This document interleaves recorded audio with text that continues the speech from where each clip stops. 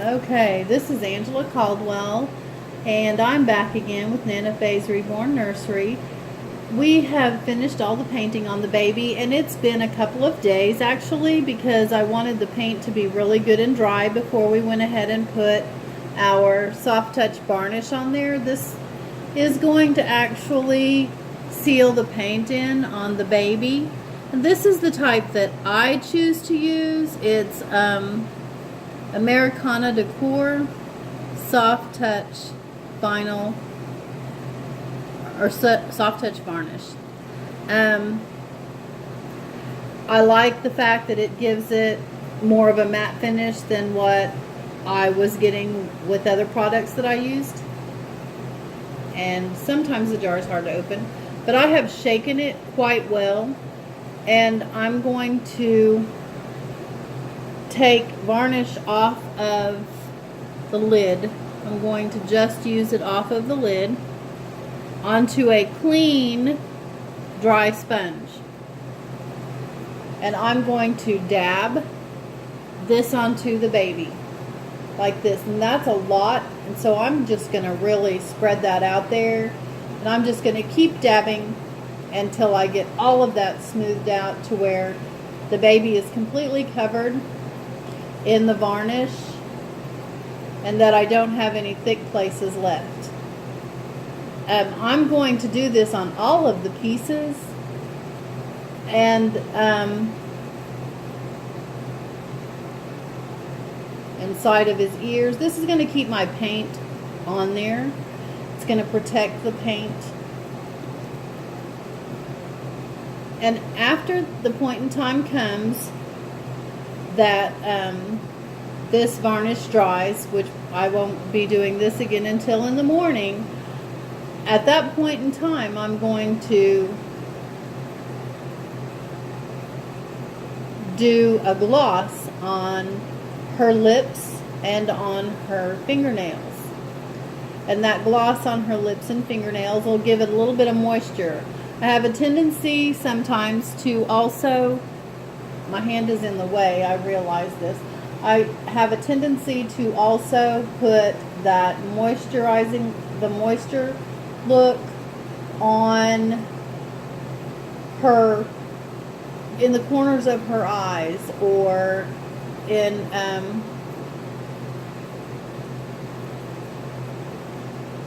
her nostrils.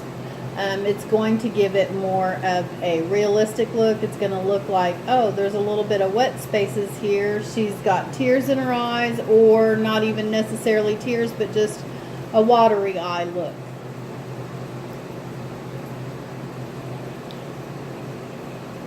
But this is going to pounce, pounce, pounce for now, and as soon as I get her face done, I will explain the fingernail process without actually putting the varnish on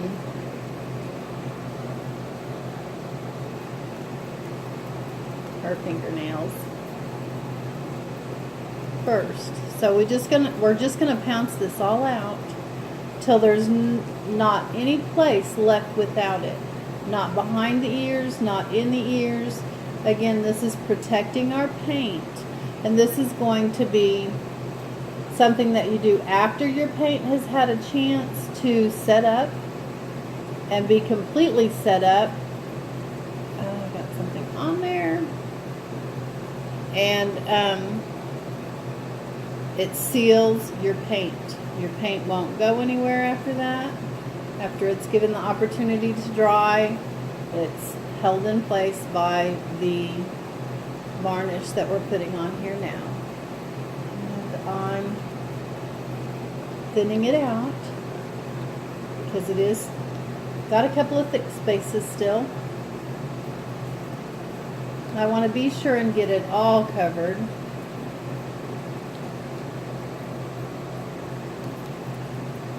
And after this dries, if you don't have the look that you want, you can come back and do it again, but you do want it to dry completely between coats. There are many different types of varnish that you can use. This just happens to be the one that I found that gives me the look of baby skin best to me, not to anybody else. Because a lot of the things you're going to find out with painting a baby are going to come from trial and error to see what you like the best. And you just keep working with it until you find what you like, and you'll get your own styles. And there's not really a right or wrong to it, as long as you get the paint on there and then you do it in a manner that you allow the paint cure time to set up in between the different stages, so that you don't end up with a mess. You don't want your paint to fade. You don't want your baby's coloring to fade. So that's another reason why we want to seal it completely and totally all over, so that it doesn't fade, so that you have this same look on your baby for many, many, many, many years. I do not know if she's going to get hair or not. That's not going to be a process that I show on here during this painting. I might change my mind and show some aspects of rooting. I enjoy rooting hair. I enjoy painting hair too. I'm not necessarily as good at painting the hair as I am at rooting the hair, so I haven't figured out how to get that exact sparse look. I like my babies to have not super thick hair, and whenever I paint their hair, it seems they have quite a bit of it, because I go crazy doing swirls and such.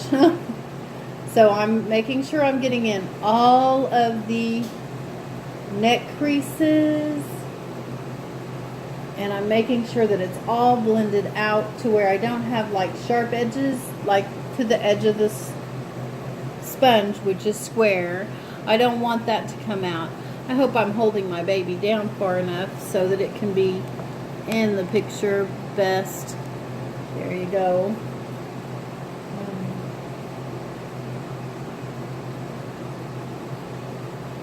But she's so almost ready to be given hair and being put together as a baby body. And I'll have to decide what steps come next, if she's going to actually get, let's scratch the top of that head there. We did. So we're going to pounce that out because it's the varnish that I left a line in. So.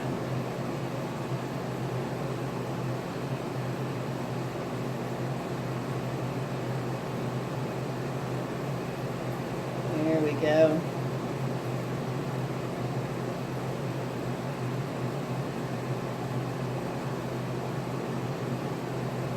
And I really like the look of her. I like the way that she's turned out. I like the coloring. You might not be able to see the coloring as well on there as I see it because of the direct light or indirect light that makes her look more pale.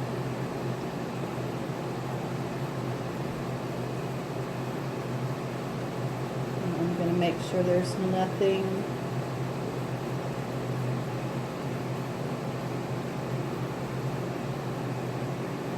missing. Okay.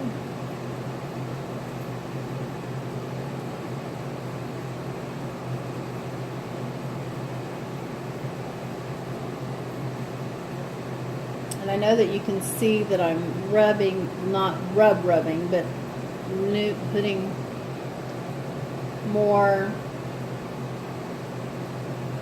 than just dabbing inside of the ears and such, because I'm trying to make sure that I get it down inside of the ears and behind there. I don't want my paint rubbing off anywhere. I want her completely covered so that she'll last a lifetime with good care.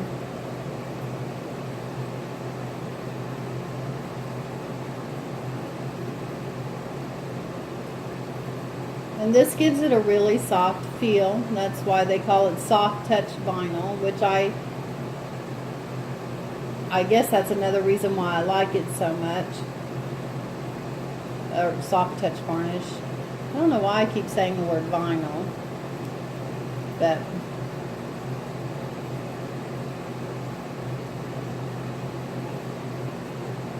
it's like, Kat, have you been enjoying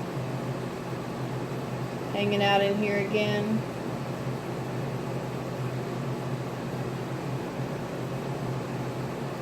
Because I see a little black speck there. And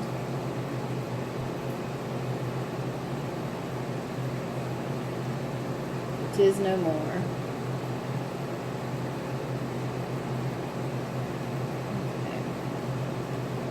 Now before I go on to the next step, I'm going to go ahead and show you what I'm going to do with the fingernails. So I like inspecting this and making sure there's no hairs or anything in there, because anything that lands on here while this varnish is drying is going to stick. So I want to do it while I have the varnish out, because you can always go back and retouch up that at a later point. I'd just rather get it all done.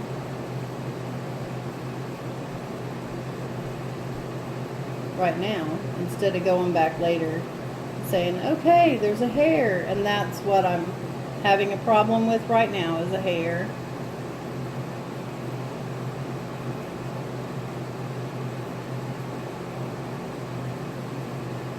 Go. No scratches, no scratch.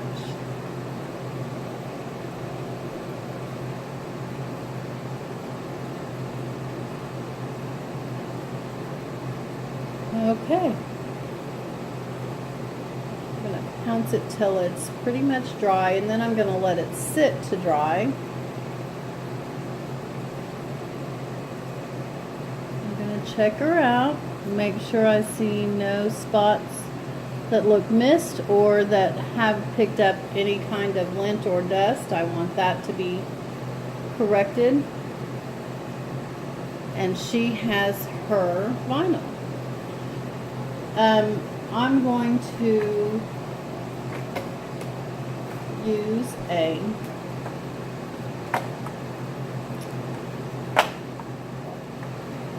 this paintbrush should work just fine for what I'm going to show you.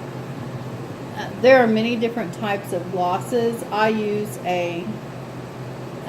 it's actually from Luminaire. It's a lip and nail gloss. And all I will do when I use it, because I'm not going to use it at this moment in time, but when I do use it, I'm just going to take and lightly put a coat of the varnish on the toenails and the fingernails, and then lightly on her lips. Another place that I might want to put some of this is going to be lightly in the corner of her eye right here, and in the corner of this eye, and bring it on through. And I usually put just a little bit in the nose. Some people put them in the ears. I don't put it in the ear because it gives just a look of moisture, which actually gives a little bit more realism to your baby. I will gloss her lips lightly, and then she will be ready to go. We'll have to let the varnish dry and decide what kind of hair she's going to get, or if I'm going to keep her bald, because she has a pretty nice head, and that is a real possibility. But you can't do any of that until you get your varnish to dry. I want to thank you for your time, and I thank you for going on this journey with me. There will be other times when we're together and I get to visit with the YouTube account, but if you enjoy watching my videos, be sure and subscribe to my channel so that you can see where we go next. Thank you, and have a great day.